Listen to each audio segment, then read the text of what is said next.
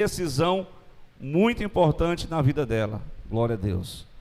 E a gente olha o livro de Ruth, ele do contexto, né? Até os jovens estavam aqui estudando, dando o grupo de vida, e eu achei interessante, para você ter essa noção, porque quando você vai ler, eu passei até para os irmãos, se os irmãos ainda não imprimiram, imprima-os, o folhetozinho para você ler a Bíblia durante o ano todo, viu? Glória a Deus. Mas se você ler pegar a Bíblia, você vai notar o Velho Testamento, os primeiros 5 livros da Bíblia é chamado os livros da lei. Aí a partir de Josué, Ruth, Juízes, aí vem primeiro, segundo Samuel, primeiro e segundo Reis, primeiro e segundo Crônicas, depois vem um livro chamado Esdras, depois vem Juventude, outro livro chamado Neemias, e ele finaliza os livros históricos com o livro de uma outra mulher chamada Esther. Glória a Deus. Depois ele começa a poesia hebraica, falando de Jó, que é um livro de poesia, não uma poesia de rima como nós conhecemos hoje, mas uma poesia onde ele vai expondo as ideias, paralelismo de ideias. Jó, ele entra no Salmo dos Cânticos, ele entra no livro da sabedoria, ele entra no livro de filosofia bíblica, o livro de Eclesiastes, e ele culmina com um livro que exatamente exalta o amor conjugal, o livro de Cantares de Salomão. Depois o autor, a sequência, os livros da Bíblia estão divididos nessa sequência, né? Lei, fala sobre a história de Israel, fala sobre a poesia hebraica, fala sobre a profecia velho-testamentária, tanto os profetas maiores como os profetas maiores, e encerra no livro de Malaquias. Há um período de silêncio durante 4 séculos, e aí Deus começa a levantar um profeta chamado João Batista, e a história se desencadeia. 4 homens, 2 apóstolos e 2 que andaram com os apóstolos, escrevem a história, a biografia de nosso Senhor e Salvador Jesus Cristo. Glória a Deus, o Evangelho de Jesus, o Evangelho da graça, o Evangelho da cruz, o Evangelho da renúncia, o Evangelho que requer de cada um de nós uma decisão para Deus. Depois ele fala da história da igreja, que tem só 28 capítulos, mas a história não termina com os 28 capítulos, a história da sequência até o arrebatamento da igreja. Depois ele fala a parte doutrinária, ele pega Paulo, e aí a Bíblia vai mostrando Pedro, João, Tiago, aqueles apóstolos que foram colocando as cartas como uma doutrina para a igreja. E por último, ele expressa os acontecimentos escatológicos finais que estão registrados, revelados a João, o evangelista, na ilha de Pátimo, e ele registra um livro chamado A Revelação, Apocalipse. Glória a Deus. Até porque a gente diz, Apocalipse é mistério, mas a própria palavra significa revelação. Glória a Deus. Então, nessa história de Israel, um período bastante conturbado, irmãos, o período dos juízes. E a última palavra que eu falei aqui na doutrina, eu gostaria só de relembrar o livro de Juízes, o último capítulo, que é o 21, o versículo 25. Olha só como é que estava a situação, diácono, servidor, Wellington, glória a Deus, irmã Lia, olha como é a situação, olha como é que essa situação é um retrato do que é hoje. Presta atenção, glória a Deus. O que está sendo, quais as decisões, em que base as pessoas estão tomando decisões? Em que base?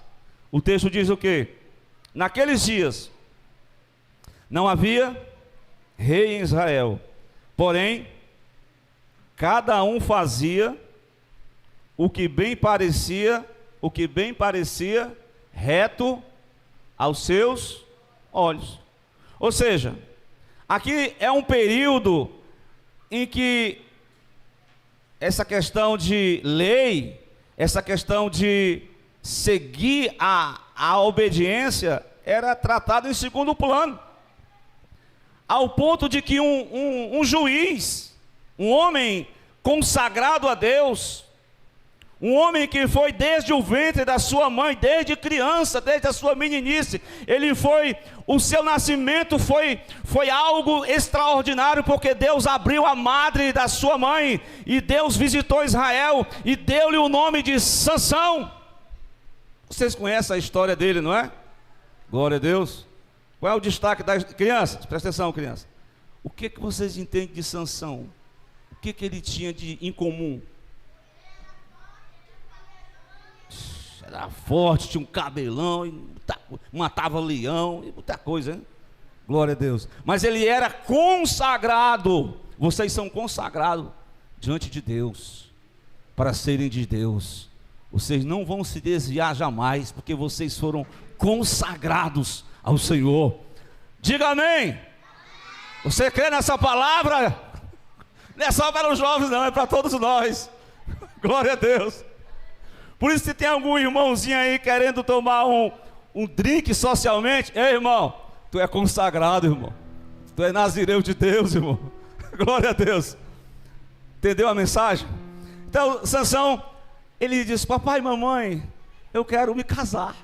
Todos jovens têm que decidir um dia casar, né? Disse: pois não, meu filho, tem tanta jovem no conjunto da juventude. Estou contextualizando, né? Não, mas eu não gostei das irmãzinhas, não. Eu quero uma filisteia.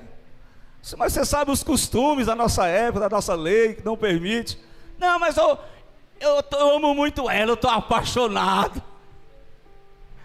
Ô decisão, irmão. O homem teve que inventar lá uma história, matou gente. Isso, Deus, não é que Deus escreve certo em linhas tortas. Deus pega as decisões erradas e Deus vai traçando a sua história. Glória a Deus. Mesmo que você tenha uma decisão errada, mas Deus é tão misericordioso que Deus ainda usou aquele homem. Glória a Deus. Mais interessante, cada um fazia o que parecia reto aos seus próprios olhos. Cada pessoa tomava a sua própria decisão. Cada família tinha o seu próprio padrão. Por exemplo, um padrão aonde não era a palavra que dava. Querem tomar decisões no calor das emoções. Meus irmãos, se o próprio Jesus Cristo, quando ele foi estabelecer os 12 apóstolos, lembra? O que foi que ele fez? Havia muitos seguidores de Jesus. Até o irmão falou hoje, são muitos chamados, mas são poucos escolhidos. Sabe o que foi que Jesus fez para tomar uma decisão? Você sabe? O que foi que ele fez? Até preguei isso uma vez. Foi lá no Diário do Nordeste, fez um currículo. Eu quero contratar apóstolo, homens fortes, intelectuais, teólogos. Glória a Deus. Mas é brincando, é que tem que ser teólogo mesmo. Homens com o seguinte perfil. Não, ele pegou os lá da Galiléia. Só da Judéia que ele pegou um, que foi Judas Iscariotes. Ele pegou pessoas simples. Mas antes de escolher, o que foi que ele fez? Daniel, é uma lição para mim e para você. Antes de você tomar uma grande decisão na sua vida, consulte ao Senhor, para saber se é de Deus ou se não é de Deus. Ele passou a noite em oração, e ele chamou, ele escolheu. Vem comigo, Luciano Mariano, glória a Deus. Vem comigo, Wellington, glória a Deus. Vem comigo, Dailton Timóteo, glória a Deus. Ele começou a escolher pessoas, chamou a decisão para Cristo, ela é individual. Alguém pode decidir por outro? Pode? Né? Por exemplo, o pai e a mãe, né? Eu lembrei desses dias, na minha adolescência, viu, Léa? A mãe sempre me estimulou a leitura. Eu lia muito os heróis da TV, que hoje o pessoal tem nos filmes, né? Capitão América, Homem-Aranha, Demolidor. São filmes que eu lia em revista em quadrinho. Depois o meu tio me estimulou a leitura daqueles livros livros de cowboy. Era como se fosse o Como o jovem fica dentro da rede na cama fazendo o quê? Hoje, até a noite. Dá uns risos sem dizer nem pra quê. Tá rindo de quê, menino? Tá vendo os reles, né? Não sei nem falar a palavra. Os vídeos. Tá entendendo? E eu achei interessante que o livrozinho era pequenininho. E a mãe dizia: vai ler a Bíblia, Edivaldo, para tu se endireitar, para tu ser gente na vida, rapaz. Glória a Deus. Mas irmãos, a gente perde muito tempo com coisas erradas, decisões, besteiróis. Mas o principal, a nossa decisão principal é seguir a Cristo de todo o nosso coração, é seguir o Evangelho de Jesus. Glória a Deus. É não ficar em cima do muro. Tem gente que não quer decidir nada. Glória a Deus. E eu acho interessante nessa mensagem é que Ruth fez uma decisão muito importante. Glória a Deus. A decisão de Ruth, ela me faz lembrar a decisão do pai da fé. Quem não lembra de Abraão? O que foi que Abraão fez? Abraão estava com seu pai, Júnior Paiva, chamado Terá, com sua esposa, Sarai, era Abrão, Sarai. Tinha um sobrinho que ele levava para todo canto, a tiracola. Vem cá, meu sobrinho, onde eu for você vai comigo. Glória a Deus.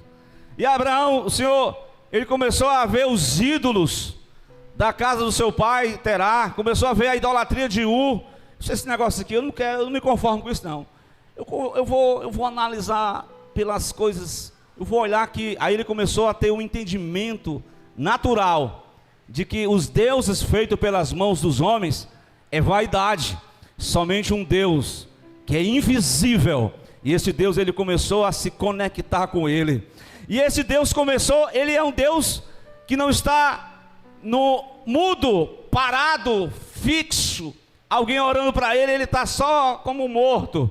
Esse Deus, ele é vivo, ele fala. Esse Deus vivo, ele responde a oração. Esse Deus vivo, ele toca os nossos corações. Então Deus falou a seguinte palavra para Abraão, capítulo 12: Abraão, sai da tua terra, versículo 1, sai da tua terra, né? Veja aí são as sequências. Sai do meio da tua parentela, sai da casa do teu pai e vai para uma terra que eu te mostrarei. E a gente tem que se preocupar muito com essa palavra que eu vou falar agora, né? O posicionamento das nações em relação à nação de Israel. Que ele vai dizer o quê? Eu vou amaldiçoar aqueles que te amaldiçoarem, mas eu vou abençoar aqueles que te abençoarem, Israel. Israel já era o filho dele, neto, melhor dizendo. Ou seja, o clã de Abraão, que se projetou para Isaac para Jacó, que as 12 tribos formaram a nação de Israel. Então, em ti, Abraão, serão benditas o quê? Todas as famílias da terra. Glória a Deus. Irmãos, e Abraão foi e levou o pai dele. Determinado momento o pai morre, e Abraão foi e levou o sobrinho dele. Não é que Deus estava dividindo a família, irmãos, porque o mistério com Deus era com ele e Abraão. Glória a Deus. Deus disse: olha, eu vou esquecer as nações, eu vou trabalhar com Abraão, e Abraão vai ser o núcleo familiar para formatar a grande família de Deus aqui na terra. Glória a Deus. Abraão se levanta, e teve um momento na vida de Abraão, irmãos, é lamentável quando um pai, quando um tio, né, vê os seus sobrinhos brigando, não é não? E era pastor, mas não é pastor assim como a gente hoje não, né? Era uns pastores de ovelha mesmo, viu? Aí os pastores começaram a brigar. Tem uns pastores que brigam hoje, não sei. Começaram a brigar, né? Tem até uns crentes que brigam, né? Mas começaram a brigar. Aí o Abraão, você sabe, né? Ele disse: olha, Abraão não cresceu os olhos, porque tem muita gente que quer tomar decisões baseado na quanto é que ele vai ganhar. Irmão, quanto é que eu vou ganhar? Não é não? Abraão disse assim: eu te dou a tua disposição, meu sobrinho. Se tu quer ir para a direita, eu vou para a esquerda. Se tu for para o lado, eu vou para o outro. E o camarada escolheu a melhor parte da terra, não foi, né? Vocês sabem disso. E Abraão seguiu rumo ao deserto do Negueb, porque a decisão tomada baseada exatamente na recompensa material. E Abraão acreditava que até no deserto, que até na provação, que até no meio da dificuldade, a promessa foi feita a Abraão. Irmão, não importa a dificuldade, você fez a decisão certa, a decisão de seguir a Cristo ao seu evangelho, a decisão de ter o reino de Deus como prioridade em sua vida. A decisão é válida, irmão, embora você vai perder. E quem foi que disse que para entrar no evangelho, tu pensa que só vai ganhar? É o contrário. Como é que a Bíblia diz? Se alguém quiser ganhar o mundo, vai perder a sua própria vida.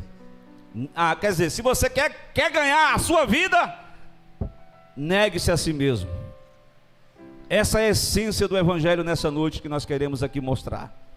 A negação do eu, a negação do pecado, a negação dos nossos desejos carnais, a negação do velho homem, porque nós precisamos ser revestidos do novo homem. Nós precisamos tomar cada dia a decisão de viver em santidade diante de Deus, porque, irmãos, o mundo está aí, né? As propostas mundanas, mas nós precisamos perseverarmos em Deus. Glória a Deus por isso, amém? Você está abrigado em Cristo. Cristo é o nosso abrigo. A Bíblia diz lá em Provérbios 18, acho que é o versículo 10, ela diz assim: torre forte é o nome do Senhor, para ela o justo se refugiará. O justo só tem um refúgio, é em Deus, é através de Jesus Cristo. Mateus 11, 28, o que ele diz na palavra? Vinde a mim todos vós que estáis. Tem alguém cansado aqui nessa noite? Pastor, não estou cansado não, eu dormi cedo, eu estou aqui disposto, só está me dando aqui um sono. Mas não estou falando do cansaço físico, estou falando do cansaço. Tem pessoas que já cansaram. Eu posso falar aqui um exemplo? Irmã Léa, você que está escrevendo aí. Tem pessoas que dizem assim: cansei de ir para o culto de doutrina, cansei de ir para a escola bíblica dominical. Tudo é a mesma coisa. Cansei de cantar os mesmos hinos. Você está cansado dessas coisas? Ei, não se canse não. Pelo contrário, você está no lugar certo. Você está abrigado debaixo da potente mão do Senhor. Você está debaixo das asas do Onipotente. É das asas do Altíssimo. Não é que Deus, a forma como Deus fala, né? Ele fala de forma, ele usa termos humanos para nos falar com a gente, né? Quando a Bíblia fala as asas de Deus, é como se, exatamente, Deus é uma grande, como comparado a uma grande ave que protege os seus filhos, né? Que está debaixo das suas asas. Antes de alguém tocar em você, a não ser que você dê lugar ao adversário, a não ser que você dê brecha ao maligno, mas Deus ele te protege, Deus ele te guarda, Deus ele te conserva, Deus ele te encaminha, Deus ele luta pela sua vida. Então se agarre com Jesus, se derrame aos pés de Cristo, porque na fraqueza ele vai te fortalecer, no momento do desânimo ele vai ser a tua força. Glória a Deus. Quando Sansão decidiu pelo lado errado, mesmo assim Deus usou ele de uma forma extraordinária. Ele estava lá no canto, sendo zombado pelos seus inimigos, cego dos seus 2 olhos, estava na moinha, mas ele pede e depois de 7 dias o cabelo cresce novamente, e ele pede a Deus: Senhor, só essa vez, me dê só essa força. Irmãos, pensa aí, irmão, Deus, irmãos, ainda que o pecador faça, apronte, mas no momento do final, ele decide, igual o ladrão da cruz: Senhor, lembra-te de mim quando estiveres no teu reino. Jesus disse: é hoje tu estarás comigo no meu paraíso. Então, meus irmãos, nós estamos abrigados. Vale a pena estar abrigado no vale. Vai ter recompensa debaixo desse abrigo? Vai? Segure aí, irmão. Glória a Deus. Presta atenção, irmão. Quando eu meditava nessa palavra, essa família, na verdade, a família de um judeu, que morava em Belém. A palavra Belém, vocês devem conhecer Belém, assim como Betel. Betel é casa de Deus. E Belém? Casa do pão. Mas preste atenção, no contexto de Juízes, cada um fazia o que parecia reto, cada um decidia a revalia, cada um decidia a sua maneira. A família de Elimeleque, juntamente com a esposa Noemi, com seus 2 filhos, que é um nome esquisito, né? O significado deles, depois vocês vão ver aí, um é doença, Malom e Quilion. E esses camaradas, essa família saiu de Belém, saiu não, nós vamos procurar um abrigo. E sabe onde é que eles foram se abrigar, Islã? Na terra de Moabe. Irmão, você sabe, a gente conta a história de Moabe, porque Moabe e Aminon, interessante como naquela época as pessoas faziam as coisas da sua maneira. Por exemplo, o sobrinho de Abraão, né, foi embebedado pelas suas filhas e tiveram relações íntimas, pai e filha, e nasceram filhos e netos ao mesmo tempo de Ló. Um incesto, uma prática que até hoje algumas pessoas querem legalizar, querem achar normal, mas isso é antinatural, irmãos. E aí esses 2 povos, os moabitas, eles se tornaram vizinhos que eram inimigos ferrenhos de Israel. Mas aonde foi que Elimeleque foi se abrigar? Ao invés de Elimeleque, nós estamos enfrentando uma escassez de chuva, né? O que está acontecendo, rapaz? Vamos fazer o seguinte, vamos deixar Belém, vamos deixar Siló, o lugar de adoração, vamos deixar esse negócio de sacrificar, vamos deixar a obra de Deus, vamos seguir a nossa vida, vamos seguir ali para uma nova aventura, vamos para Moabe, que lá eu acredito que lá tem emprego, lá tem fartura, lá tem pão, mas lá não tinha oração, lá não tinha sacrifício, lá não tinha juízes segundo o coração de Deus, lá não tinha liderança, era cada um por si. E foram. E Deus obriga alguém a não decidir? Obriga? Deus obriga? Você quer? Você quer ir? O problema é seu. Só tem uma coisa: tudo que você semear, você vai colher. O texto vai dizer que Elimeleque foi, juntamente com a mulher dele, né? E vocês sabem o que acontece naquela família, irmão? Aquela família enfrentou uma tragédia familiar. Primeiro morreu o marido, depois morreu os 2 filhos. Mas os filhos tomaram também uma decisão muito importante, como eu falei, viu, para os jovens dessa igreja. Os jovens: pastor, eu vou me casar ali com a moabita. Isso aqui é de Deus mesmo. Possa ser que a moabita se converta, né? Mas nem sempre se converte, viu? Geralmente não se converte, não. Mas às vezes se converte. Tem as exceções a essa regra. Mas enfim, a decisão movida pelo calor das emoções é a decisão de Elimeleque. A decisão baseada em circunstâncias que levaram a família a enfrentar um novo ambiente, um novo trabalho, a forma. O culto lá era dedicado ao Deus de Moabe. E meus irmãos, aí Noemi, depois de passar por todas essas circunstâncias terríveis, e ela recebe uma informação abençoada, irmãos. Vem comigo para Ruth capítulo 1, versículo 6. Eu quero dizer nessa noite, meu amado, baseado nesse texto, leia essa palavra, glória a Deus. Tome essa palavra nessa noite para mim, para essa igreja, para a sua vida, para a sua família, irmão em Cristo, glória a Deus. Qual é a palavra que Deus fala aqui nesse texto? Levantou-se ela com as suas noras, voltou do campo de Moabe, porquanto na terra de Moabe ouviu o quê? Ouviu o quê? O Senhor tinha visitado o seu povo, dando-lhe o pão. Deus, quando Ele reteve as chuvas, era para o povo se converter, se arrepender e buscar a presença dEle. Deus agora, alguém fez isso. Elimeleque não fez. Elimeleque, ao invés de seguir o plano de Deus, ele segue o seu próprio plano. Elimeleque vai em rumo de uma nova direção. Mas agora Deus estava visitando o seu povo. Irmãos, quando Deus visita o seu povo, glória a Deus. Quem nessa noite deseja a visitação do Senhor na sua vida, amém?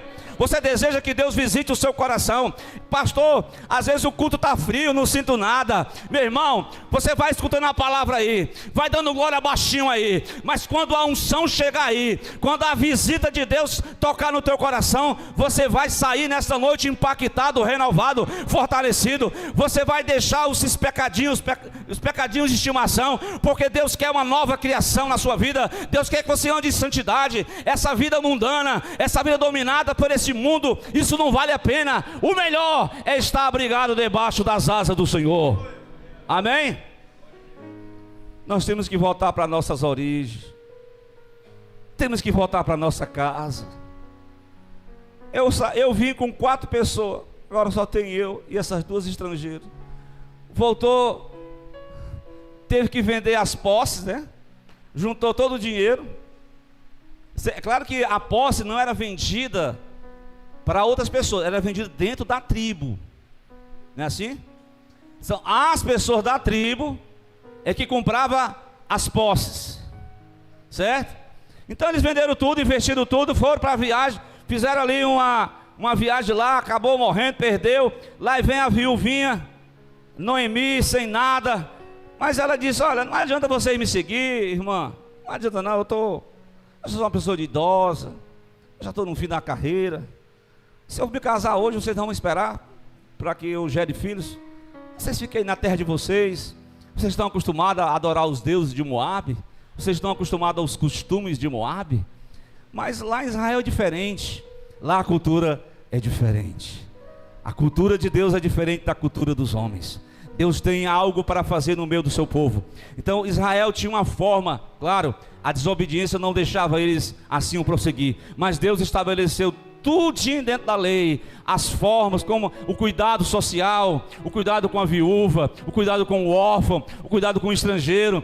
Deus, antes de haver esses planos sociais de Bolsa Família, Vale Gás, Deus já tinha planejado na lei que quando houvesse colheita, Deus dizia: olha, deixa o respingo para o necessitado, para o órfão, para o estrangeiro, para uma viúva que não tinha condições, não era assalariada, não tinha o INSS naquela época. Ela tinha que depender exatamente do trabalho de alguém para angariar os recursos dos respingos da colheita. Mas enfim, Noemi decide voltar ao lugar das origens, decide voltar à comunhão com os irmãos, com os parentes, porque tem gente que se isola na família. Não é verdade? Meu Deus, tem misericórdia de nós. Se numa família as pessoas estão, no casal, estão isolados, né? Imagine parentes. A pessoa não estava mais junto com os parentes, com os amigos, irmãos. Ela volta ao lugar da sua identidade. É isso que Deus quer falar conosco. É preciso manter a identidade cristã. Tem muita gente, como foi pregado hoje pela manhã, só com a estética cristã, mas Deus quer muito mais que só a estética cristã. Deus quer a estética cristã, sim, entenderam? Deus quer a santidade externa, sim, mas Deus também quer uma transformação no interior, uma transformação no coração. A mudança vem de dentro para fora. A mudança é uma mudança de mente, é uma mudança de coração. Glória a Deus. Então ela decide voltar. Ela decide voltar porque ela sabe que lá em Israel, lá em Belém, lá ela vai encontrar o abrigo. Lá Deus ele cuida dos órfãos, Deus ele cuida das viúvas, Deus ele tem até o abrigo para os estrangeiros, até o homicida que cometesse um crime que não fosse da sua própria vontade. Deus disse: eu tenho 6 cidades para vocês se abrigar. Venha para a cidade de refúgio, venha se abrigar na cidade de refúgio. Lá vai ser julgado a causa de vocês. Vocês vão estar isentos de um vingador de sangue querer matar vocês. Glória a Deus, porque a família, tem família valentona aí, irmão. Mexeu com um deles, os outros vêm para cima. Não é verdade? Há quem diga, né? Não sei se é só teoria, que o Davi, quando pegou as 5 pedras, né? Porque tinha uns irmãos do grandão lá. Se os irmãos viessem, o Davi ia derrubar. Mas não sei, né? Essa é só teoria. Mas que lá no texto, lá na frente, tem um gigante que tenta matar Davi. E o soldado livra Davi da morte, para que não se apagasse a lâmpada de Israel. E Davi deixa nesse período já mais idoso, de ir à guerra. Então veja bem, havia os Enaquins, sempre houve os gigantes. Então a questão é que nós precisamos exatamente, glória a Deus, seguir nessa direção, irmãos. Eu quero que você me acompanhe, que nesse momento, né, quando alguém mexe com um, né, até uma expressão popular, mexeu com um, mexeu com todos. Mas não é por aí não, meu irmão. Se você está nessa forma de viver, de querer vingança à sua vontade, não é dessa forma não, meus irmãos. Glória a Deus. Não é dessa forma que nós vamos viver a vida cristã. A vida cristã diz que nós temos que considerar uns aos outros, amar uns aos outros, até perdoar uns aos outros. Se você não consegue perdoar as pessoas que estão bem de perto de vocês, está difícil para eu e você chegar um dia no reino dos céus, tá certo? Mas enfim, tem pessoas que não decidem nada. Por exemplo, a decisão de órfão é uma pessoa que fica em cima do muro.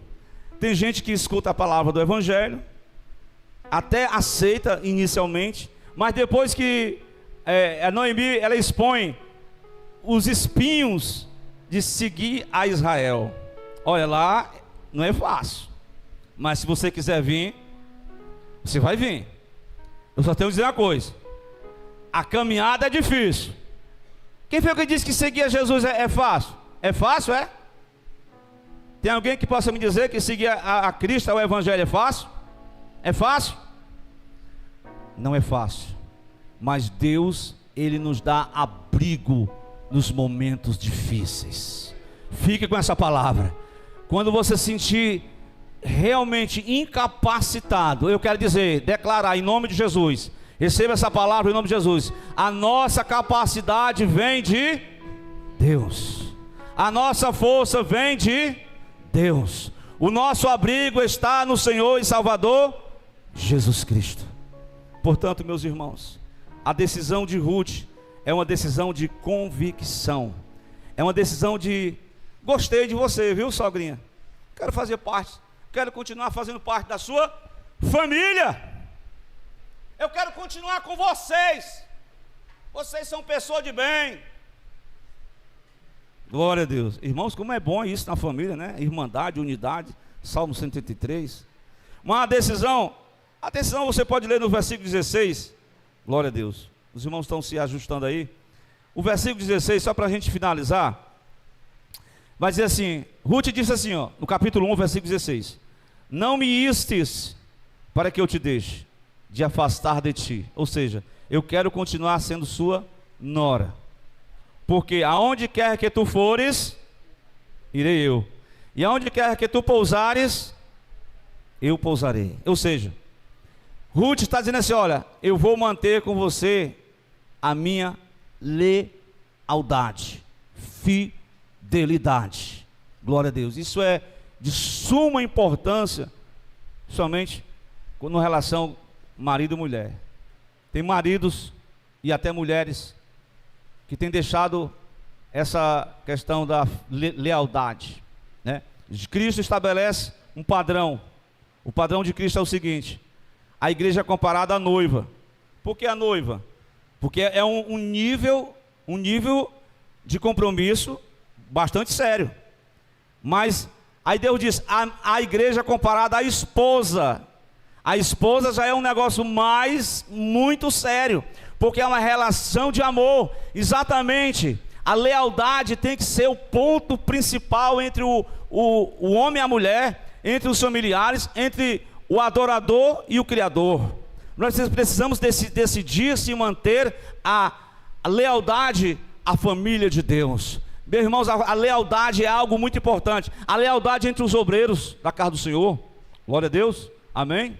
Lealdade entre os membros da igreja. Lealdade é algo que nós precisamos cultivar, para não ter um ambiente de guerrinha, para não termos um ambiente de rivalidade. A lealdade é sumamente importante no ambiente familiar, meus irmãos. Eu quero continuar dizendo que essa decisão de Ruth É uma decisão exatamente como eu falei. Eu vou deixar a minha terra, eu vou deixar os meus deuses. Eu quero que o Deus de Israel, eu quero que o Senhor da glória seja o meu Deus.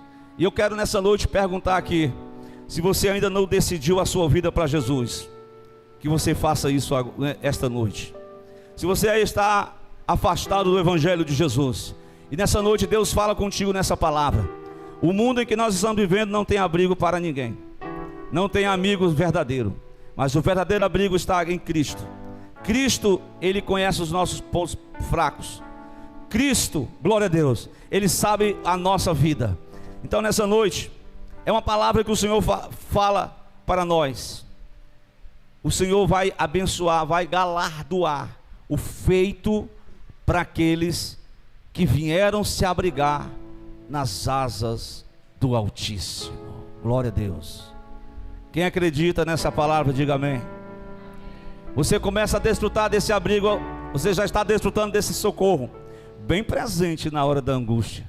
Você está desfrutando dessa presença gloriosa, que é Cristo em nós, a esperança da glória.